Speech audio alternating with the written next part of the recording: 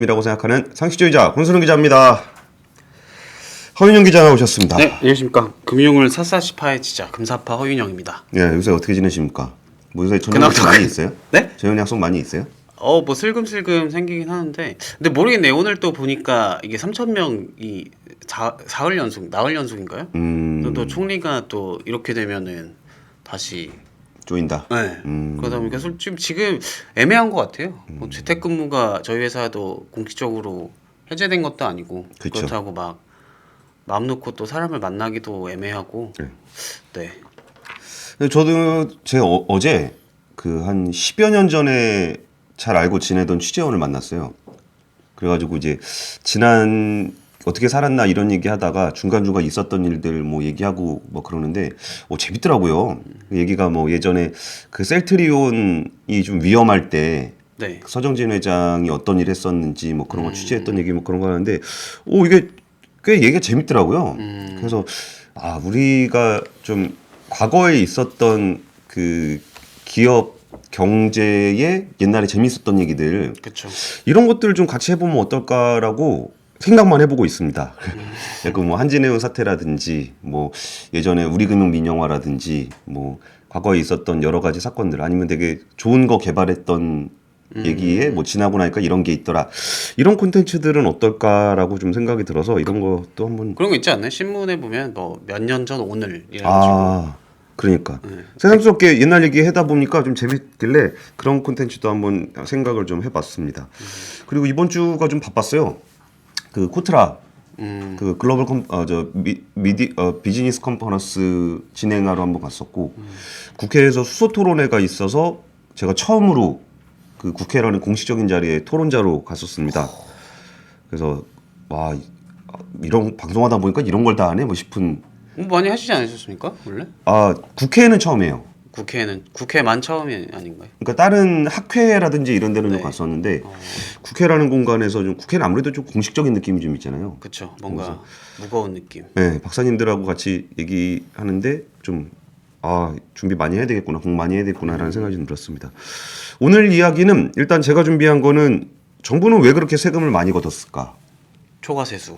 예, 초과세수 얘기 좀 하고 오늘 또 그 잊을만하면 한 번씩 나오는 애플카 떡밥이 또 떨어졌습니다. 그래서 요새 전기차, 자율주행차 시장이 어떻게 돌아가고 있는지 그런 얘기들을 좀 준비했고요. 허윤영 기자는 어떤 얘기 준비하셨어요? 요즘 난리죠. 대출 시장이 그냥 한마디로 카오스인데 예.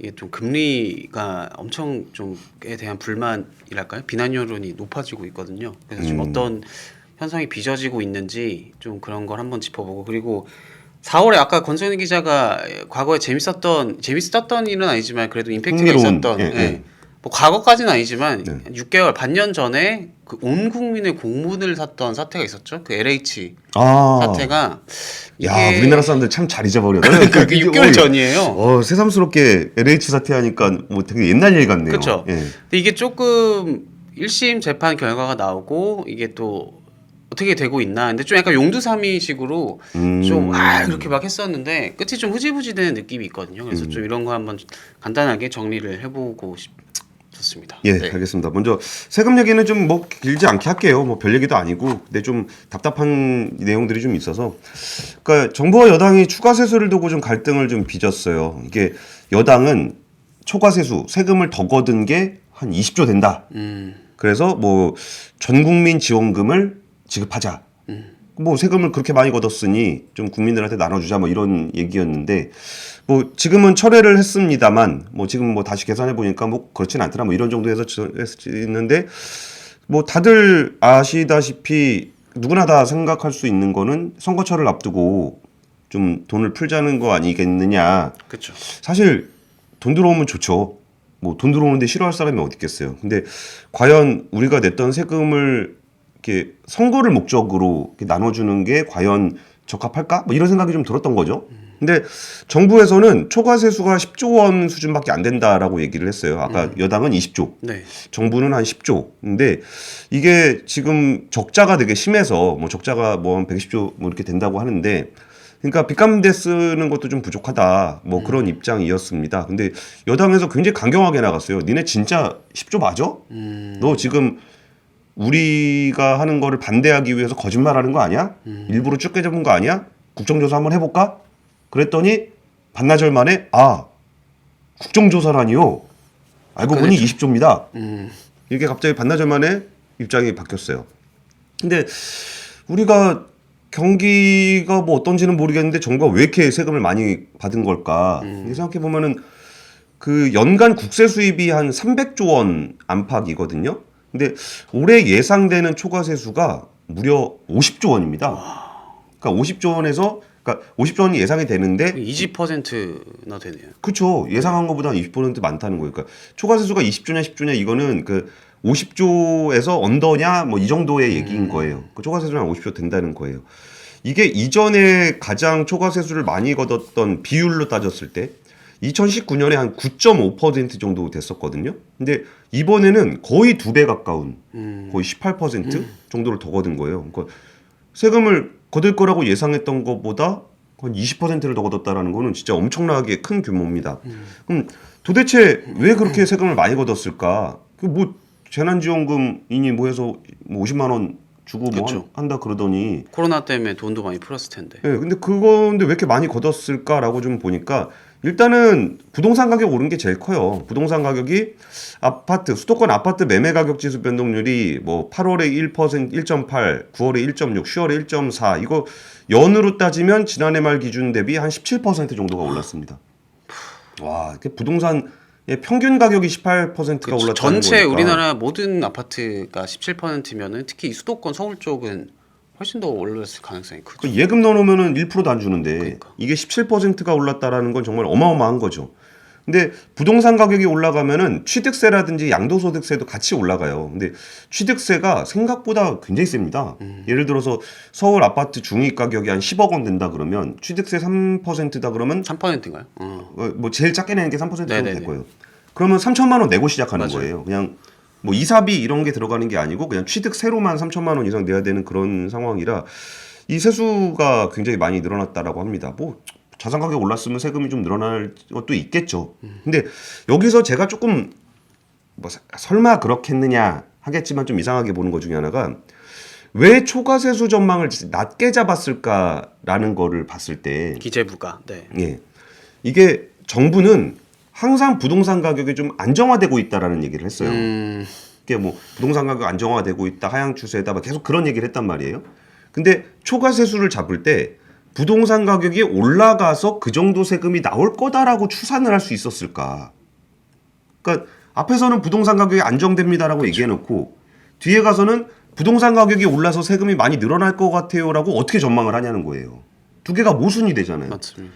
그러면 부동산 가격이 안정될 거라고 전망을 했으니까 그거에 맞춰서 세수를 예상을 했다면 그러니까 이게 물론 기재부는 항상 초과 세수를 좀 보수적으로 잡습니다.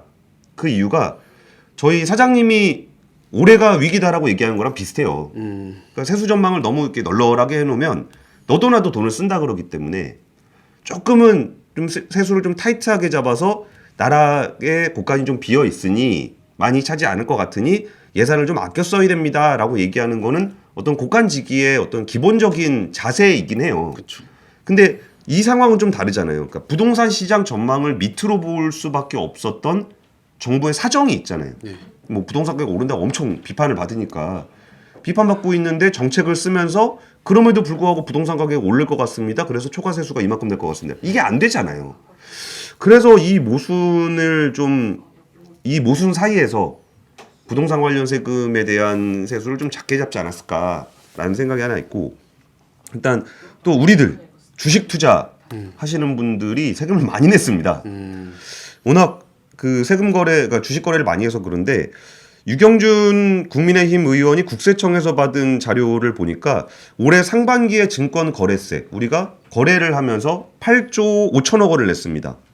이게 사상 최대였던 때가 작년인데 작년 기준으로 12조 3천억 원. 근데 올해는 상반기만 8조 5천억 원. 뭐 이 정도면 올해가 사상 최대가 될 거라는 건 그렇겠죠. 너무나 당연하죠. 그리고 요새는 뭐 주식시장 별로 안 좋아서 거래가 조금 줄긴 했겠지만 어쨌든 사상 최대가 될 것 같습니다. 그리고 또 경기가 좋았던 점도 영향을 미쳤어요. 경기가 좋아서 취업자 수가 늘어나니까 취업자 수가 늘어났다라는 거는 소득세를 내는 사람이 많아졌다는 거고 그래서 9월까지 거친 소득세가 87조 원으로 이미 연간 세수 목표의 87%를 달성한 상황입니다. 그러면 연말이 되면 거기서 또 초과 세수가 나오게 될 거고요. 기업들의 이익도 굉장히 많이 났습니다.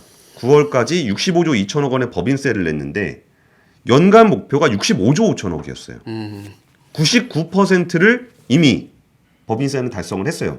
그러니까 법인세에서도 초과 세수가 많이 낼 것 같다라는 거고 또 부가가치세 물건을 살 때 내는 부가가치세도 9월 달에 이미 연간 목표의 81%를 달성을 했습니다. 그리고 위드 코로나가 되면 소비가 좀 더 늘어날 것으로 보기 때문에 세수 규모가 상당히 높을 겁니다. 사실 경기가 좋아서 세금이 더 많이 거쳤다는 건 뭐 나쁜 건 아니잖아요. 그렇죠. 뭐 경기 좋았다는데 뭐 네. 나쁠 게 있겠어요. 근데 사실 경제라는 거는 정부, 기업, 개인이라는 세 개의 주체가 있어서 정부 같은 경우는 경기가 좀 그러니까 기업이나 개인이 돈을 좀 많이 쓰지 못할 것 같다. 네. 경기가 좀 안 좋을 것 같다 그러면은 정부는 돈을 좀 더 풀어서 경제의 밸런스를 맞추고 그리고 기업이나 개인의 돈을 좀 많이 써서 경제가 좀 과열될 것 같다. 그러면 정부는 약간 그 정부 지출을 줄이면서 경제의 밸런스를 맞추는 게 좀 중요하거든요. 네. 근데 지금 우리 정부가 내놓은 이런 전망치들이 너무나 잘 안 맞다 보니까 그러면 기업이나 개인이 하고 있는 이 경제 활동에 정부가 밸런스를 잘 맞춰줄 수 있을까라는 부분에서 약간 좀 신뢰가 떨어진다는 거죠. 그게 있으면 그러니까 우리한테 세금 내라 그럴 때 좀 정부가 좀 힘들다. 네.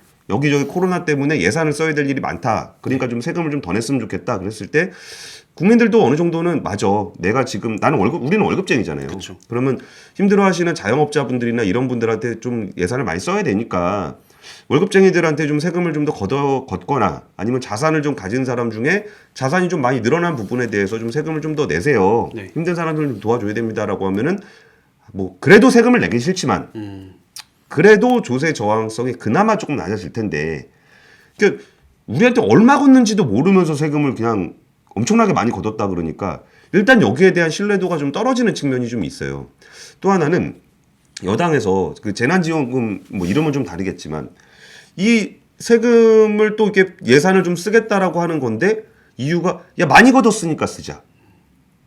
이게 그 세금을 집행하는 올바른 방법은 아니잖아요. 그렇죠. 그리고 이 뭐 좀 설명을 드리면 만약에 초과 세수가 발생한다 이러면 그거를 마음대로 쓰는 게 아니라 예.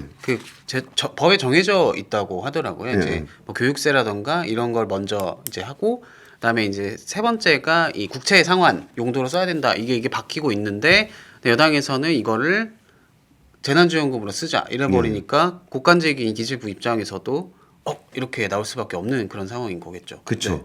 그러니까 이게 세금이 남았다 그러면은 뭐 그거 자체도 그렇게 뭐 썩 탐탁치 않은 일인데 남았다고 해서 그냥 다 나눠주자라는 방식도 우리가 낸 세금 저렇게 쓰는 거야?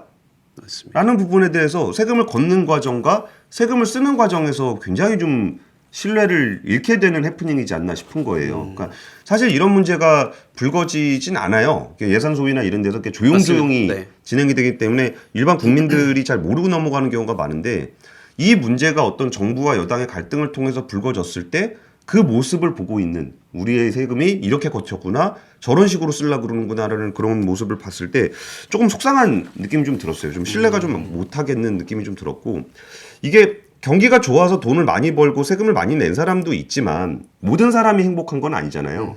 그럼 이번에 그 통계청에서 발표한 소득 얘기가 나오는데 19세 이상 가구주 중에 30%가 지난해보다 가구 소득이 감소를 했습니다.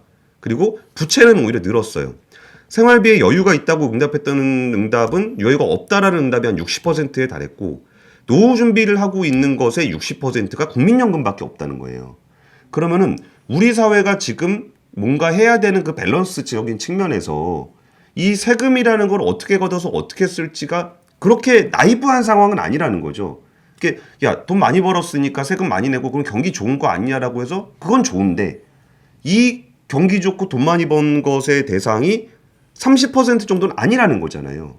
그러면 70%가 좀 더 많이 벌어서 그러니까 많이 뭔가를 많이 벌었다면 이 가구 소득이 줄고 부채가 증가했던 30%들에게는 뭔가 밸런스를 좀 맞춰줘야 되는 게 이게 뭔지는 모르겠으나 이게 뭐냐면은 그거는 그거는 이제 똑똑한 공무원 아저씨들이 해야죠. 지금 어디서 뭐가 비는지를 좀 면밀하게 검토를 해서 이런 부분에다 좀 집행을 해야 되겠다. 이런 식의 정책들이 좀 필요하다고 생각이 드는데 무작정 많이 거둔 것도 아쉽고 그걸 무작정 쓰자는 것도 아쉽고 그리고 코로나19 이후에 경제 상황이 굉장히 복잡해졌습니다. 과거하고 좀 달라요. 그리고 노령화가 진행이 되면서 이게 예전의 방식대로 세금을 그대로 집행을 하게 되면은 경제의 밸런스가 무너진 점을 맞춰주기가 어렵습니다. 그럼 정말 세세하게 지금 상황에 대해서 판단을 할 거라고 믿었던 정부가 예상보다 뭐 세수의 20%를 더 걷어버리고 더 걷었다고 더 쓴다 그러고 또 여당은 또 그러고 또 대선을 앞두고 있고 이런 모습들이 참 연말을 맞이하는 그 경제 기자 입장에서는 굉장히 씁쓸한 장면이다. 라는 생각이 들었습니다. 이 세수 초과 요인 중에 하나가 또 아까 부동산 가격. 기재부 쪽에서는 부동산 가격을 재려고 하는데 이거를 연초에 이 목표치를 잡을 때 이만큼 오를 것이다라고 할 수 없었던 상태라고. 근데 이게 비슷한 게 예전에 한번 제가 발칙한 경제에서도 말씀드렸는데 그 최근에 지난달 하반기 들어 이슈가 됐던데 전세 대출이 왜 이렇게 많이 드냐 그거였잖아요. 근데 이거를 근데 정부에서 대놓고 전세 대출이 너무 많이 늘었습니다. 이거 총량 이거 안 됩니다라고 본인들의 입으로 먼저 인정하지 못했던 게 권순진한테 얘기했던 것처럼 만약에 전세 대출이 이만큼 늘어나는 거를 예상하지 못했다 이걸 인정해 버리면은 이게 어떤 의미냐? 이 부동산 시장에서 임대차 3법 그러니까 계약갱신 청구권이 제대로 작용했다면은 이 이론대로라면 5% 폭으로 늘어나게 되는 거거든요. 전세 대출은. 아 맞아, 우리 그 얘기 했었죠. 네, 했었습니다. 이거랑 좀 비슷한 상황인 것 조금 같아요. 쉽게 설명 좀 해주세요. 이게 들어보면 나름 되게 유의미한 얘기입니다. 예. 전세 대출? 예, 그러니까 전세 대출 늘어나는 거하고 임대차 3법이 어떤 그쵸, 관련성이 있었는지. 이 하반기에 이따가도 뭐 대출 금리 말씀드릴 텐데 정말 뜨거운 감자가 이 전세 대출이었거든요. 이 신용 대출을 죄고 뭐 주담대는 이미 죄어져 있고 늘어난 게 어디냐 보니까 이 전세 대출이 굉장히 많이 늘어서 정부가 이걸 가지고 엄청 고민을 했어요. 이거를 뭐 그냥 두면은 안 되겠고 그렇다고 쪼이자니 실수요자 피해가 늘고 근데 여기서 맹점이 뭐였냐? 이 전세 대출을 만약에 정부가 인정을 해서 그러니까 정부가 이 현재 상황은 일단 총량 규제에서 제외가 됐는데 국회 쪽에서 먼저 이걸 제외해라라고 좀 이게 언질이 있어서 따라가는 형식으로 제외를 그러니까 규제에서 뺀 상태거든요. 근데 이게 금융 당국에서 만약에 자기들이 먼저 전세 대출을 빼겠다라고 인정을 해버리면은 이게 어떤 의미냐? 정부가 정말 야심차게 준비했던 부동산 임대차 3법 그 중에서 계약갱신 청구권이 제대로 작동하지 않는다라는 거를 금융당국이 인정해버리는 꼴이 될 수가 있었던 거예요. 그렇죠. 왜냐하면은 그러니까 임대차 3법이 제대로 작동을 했다면 하면은 전세값은 5%만 올라야 되고 전세값이 5%밖에 안 올랐다라는 거는 전세 대출이 그렇게 많이 나갈 필요가 없었던 거고. 그쵸. 만약에 전세 대출이 많이 나간다는 거를 인정을 하게 되면 임대차 3법이 작동하고 있지 않다라는 거를 인정할 수밖에 없는 거죠. 그렇죠. 그리고 아까 말씀드린 것처럼 또 와이스트릿의 이대호 선배가 아이고. 이의를 해주셨습니다. 아유 감사합니다. 아유 감사합니다. 네, 와이스트릿도 많이 사랑해 주십시오. 이 와이스트릿에 이재명 후보 나왔어요. 와이스트릿은 라이브 언제 하시나요? 좀 있으면 하지 않을까요? 아 그런가요? 네. 와이스트릿 정도는 저희가 어떻게 아닙니다. 안 됩니다. 와이스트릿도 많이 컸습니다. 저희보다 구독자도 더 많아졌더라고요. 그런가요? 예, 어쨌든 얘기를 좀 이어가자면 그러니까 이게 부동산 가격에 대한 전망을 정부가 투명하게 하지 못하면서 생겨나는 일들이 맞습니다. 이렇게 생긴다는 거예요. 그러니까 이 부동산 가격 안정이라는 목적이 너무 좀 나쁘게 말하면 집착을 하다 보니까 그 뒷단에서 뭐 전세 대출 문제도 그렇고 권순희 기자가 방금 말씀해주신 이 초과세수 문제도 그렇고 이게 좀 제3자가 보기에 왜 이렇게 했지? 똑똑한 분들인데 왜 이렇게 정책을 하시는 거지라는 생각이 들게 되는 거죠. 그러다 보니까 부동산 이 정책이라는 게 이번 정부에서 뭐 기재부도 그렇고 금융 쪽에서도 그렇고 굉장히 뜨거운 이 다루기가 어려운 거의 벌거벗은 임금님 수준이 됐어요. 그러니까. 뻔히 벌거벗고 있는 걸 아는데 부동산 가격 올라가는 거 아는데 이걸 벌거벗었다고 말을 못하다 보니까 다른 숫자들도 같이 맞출 수가 없는 맞습니다. 그런 상황인 것 같습니다. 세금 얘기는 이 정도로 하고요. 이제 우리의 스트레스 많이 주고 있는 주제죠.